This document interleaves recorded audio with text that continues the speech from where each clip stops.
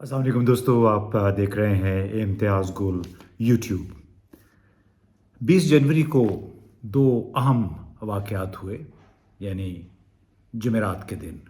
एक तरफ राना शमीम के हवाले से, उनके एफ़िडेविट के हवाले से लंदन से वो शहादत मौसूल हुई जिसमें लंदन के नोटरी ये कहते सुने जाते हैं कि उनकी मौजूदगी में, राना शमीम की मौजूदगी में और दूसरे कई लोग थे, उस एफ़िडेविट पे दस्तखत हुए और उन्होंने उसकी तस्दीक की जो नवाज़ शरीफ साहब और हसन हुसैन नवाज़ के दफ़्तर में मुकम्मल किया गया था। तो इस तरह मोहर जो थी चार्ल्स गुथरी ने, यानी नोटरी पब्लिक ने, उनके दफ़्तर में ये मोहर ज़ब्त की और बाकायदा उनकी आवाज़ में उसका कहा जाता है कि फ़ोरेंसिक भी कराया गया है तस्दीक करने के लिए कि वाक़तन ये चार्ल्स गुथरी की आवाज़ है। तो इस तरह राना शमीम साहब के एफ़िडेविट के हवाले से ये बात अब ख़ासी खुल के सामने आ गई है कि ग़ालिबन इसहाक़ डार साहब, राना शमीम, नवाज़ शरीफ साहब और शायद कुछ और लोग भी मौजूद थे चार्ल्स गुथरी के अलावा उस बिल्डिंग में जहाँ पे जियो न्यूज़ का भी दफ्तर है और हसन हुसैन नवाज़ शरीफ साहब के सरकारी यानी कमर्शियल जो ऑफिसेज़ हैं वो भी वहीं पे हैं। तो एक तो ये ख़बर हुई और दूसरी फिर आज बिल आखिर राना शमीम पर इस्लामाबाद हाई कोर्ट ने फ़र्द जुर्म भी आयद कर दी उसी एफ़िडेविट से मुताल्लिक जो द न्यूज़ में ख़बर आई थी, जिसमें अंसार अब्बासी साहब की वो ख़बर थी और उसमें ये कहा गया था कि किस तरह राना शमीम का ये दावा था जो चीफ़ जज गिलगित बल्तिस्तान के थे कि उनकी मौजूदगी में साबिक़ चीफ़ जस्टिस साकिब निसार ने अपने साथियों को फ़ोन पे ये कहा कि इंतखाबात से पहले नवाज़ शरीफ या मरियम नवाज़ को ज़मानत नहीं देनी है। तो इससे गुज़िश्ता कई हफ़्तों से ये जो एक तूफ़ान हम देख रहे थे, ख़ास तौर पर सोशल मीडिया में भी था, आम ज़राए इब्लाग में भी था, लेकिन आज बिल आखिर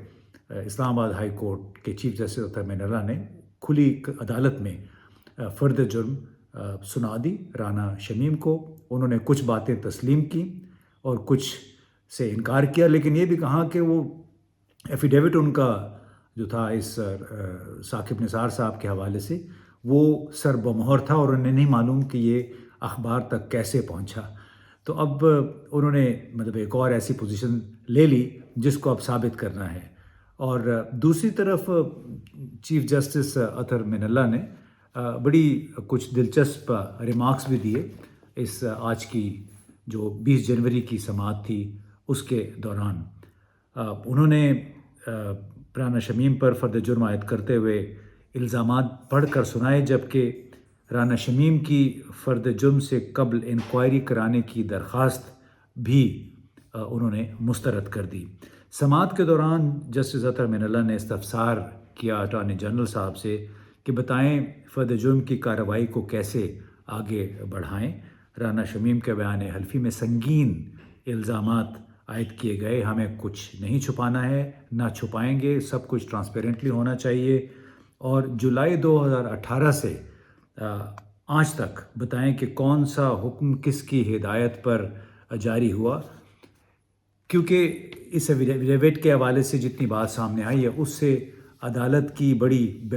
बेतौकीरी हुई है। तमाम जो चीफ़ जस्टिसेस हैं, अदालतें हैं, उस पर बहुत बड़ा इल्ज़ाम लगाया गया है। तो चीफ़ जस्टिस ने ये रिमार्क्स भी दिए कि इस अदालत के हवाले से ही तमाम बयानी घड़े गए जो मीडिया में बन रहे थे,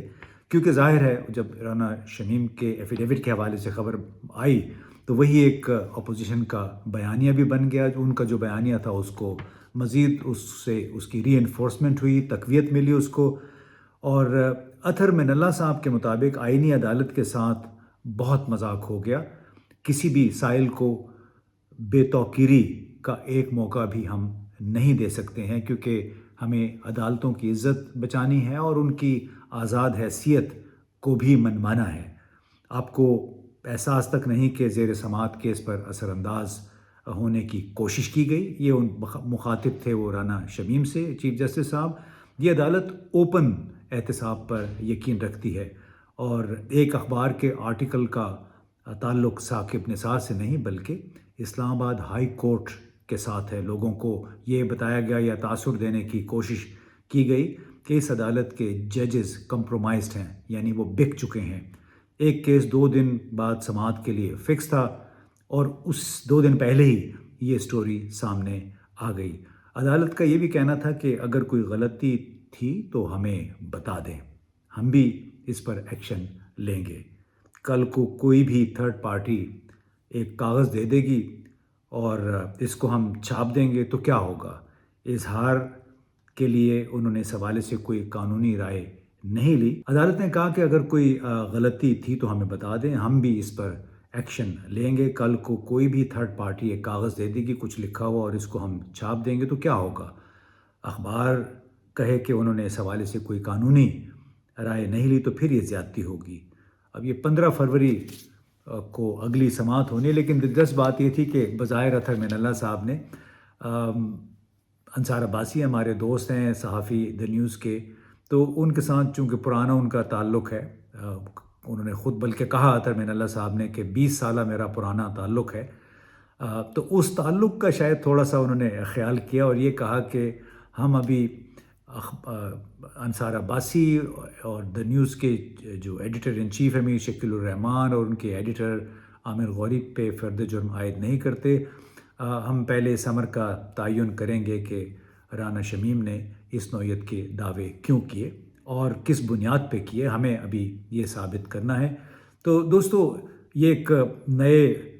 نیا موڑ اختیار کیا ہے اب اس کیس نے، یعنی فرد جرم عائد ہو گئی ہے اور اب رانا شمیم کو ان تمام الزامات کا یا ریمارکس کا، اعتراضات کا جواب دینا ہے جو عدالت میں وقتاً فوقتاً سننے میں آئے۔ اٹارنی جنرل صاحب بھی کچھ ایسے معلوم ہو رہا تھا کہ بیل آؤٹ کرنا چاہتے ہیں عدالت کو، اور اسی لیے انہوں نے کہا کہ ابھی صحافیوں کے خلاف یا اخباری اداروں کے خلاف فی الحال ہمیں انڈائٹمنٹ یا فرد جرم عائد نہیں کرنی چاہیے۔ تو اس طرح دیکھنا یہ ہے کہ بالآخر اس کیس کا نتیجہ کیا نکلتا ہے۔ کیا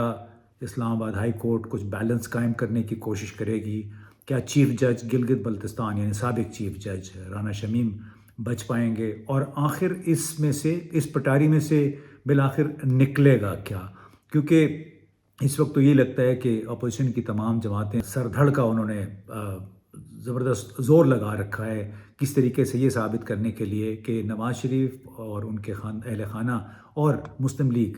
کے کئی رہنماؤں کے خلاف جو فیصلے ہوئے ہیں وہ انصاف پر مبنی نہیں ہیں، متعصبانہ تھے، اور یہی ایک بیانیہ ہے جس کو انہوں نے تقویت دینے کی کوشش کی رانا شمیم کے اس ایفیڈیوٹ سے متعلق خبر کے ذریعے جو دی نیوز میں چھپی اور جس کے بعد پھر اسلام آباد ہائی کورٹ نے اس کا نوٹس لیتے ہوئے آج بالآخر رانا شمیم پہ فرد جرم عائد کر دی۔ اب دیکھنا یہ ہے کہ اس کیس کا نتیجہ کیا نکلے گا، کیونکہ حکمران جماعت اور اپوزیشن جماعتیں ایک دوسرے کے خلاف تابڑ توڑ حملے کر رہی ہیں، اور اس میں پھر عدلیہ کے کچھ میں سابق جج جو چیف جسٹس ثاقب نثار تھے ان کی ذات بھی اس حملے کی زد میں آ گئی ہے۔ ابھی تک انہوں نے عملاً خاموشی اختیار کر رکھی ہے، لیکن دیکھنا یہ ہے کہ اسلام آباد ہائی کورٹ کی آئندہ سماعتوں کے دوران آیا ان کو بھی طلب کیا جاتا ہے کہ نہیں۔